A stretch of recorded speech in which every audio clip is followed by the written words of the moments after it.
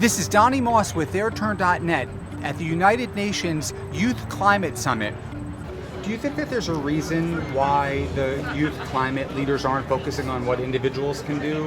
Whatever we do, reduce plastic use, it's all very great things to do, but it's up to corporate America to reduce carbon footprints.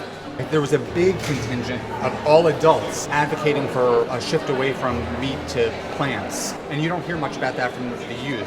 The Amazon's on fire. That land was burning because they were clearing it for cattle raising. It's a huge problem that we are obsessed with meat, and it's a very great option to change over to veganism. Why do you think that the leaders aren't embracing it? So things like that are immediate fixes, immediate problems, are missing the point for us. We have this big vision that we need to take on before we can, address the small issues. If you eat meat, you're helping the destruction of the Amazon. So then why aren't people talking about that in the youth climate movement? Oh, I really would like to know, but it's hard to say because there is environment organizations that get money from these livestock businessmen. If the youth climate leaders said one thing we could all do right now is to stop eating animals, that would make a difference, but they're not doing it. Greta Thunberg is a vegan, but she doesn't talk about it anymore. Not all the young people, but some of us talk about this. I think we always tend to forget how big our impact is actually if we take the bike and if we don't fly, if we leave out eating meat.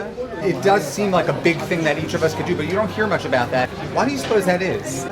A large chunk of emissions still cannot be controlled by the individuals so much.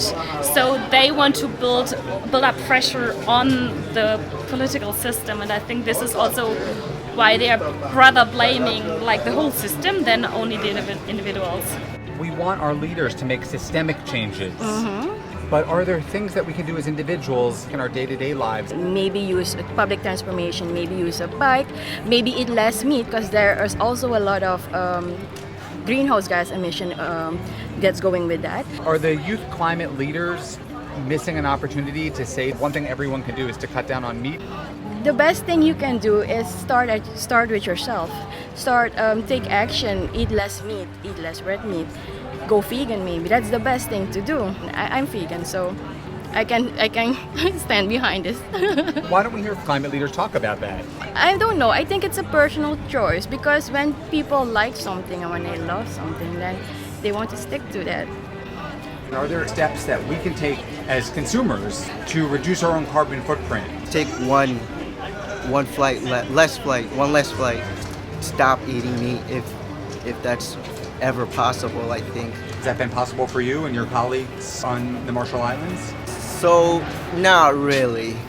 Focusing on the impact of the individual can be really, really important. The greatest threat that the planet faces is thinking that somebody else is going to save it.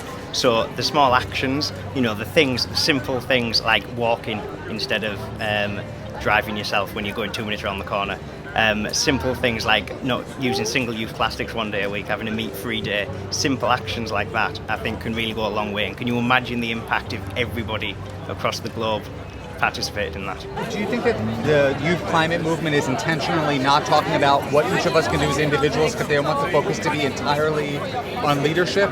If we really want to make a change, we have to go through both ways. We have to keep the politicians accountable, but we also have to do the measures that we can take immediately by ourselves. You can stop flying, or you can go vegetarian or even vegan. I think that really decreases your individual carbon footprint. Yesterday at the climate march, there were a lot of student climate protesters eating hot dogs. Would there be a benefit to having the leaders of the movement talk about, hey, here are things that we could do as activists? If we want the mainstream public to take climate change seriously, then do we have to change our own behavior as activists? When you referred to yesterday, I, for example, saw some activists with big banners and boards saying "Go vegan," and I think that's a direct message to the other participants in the strike.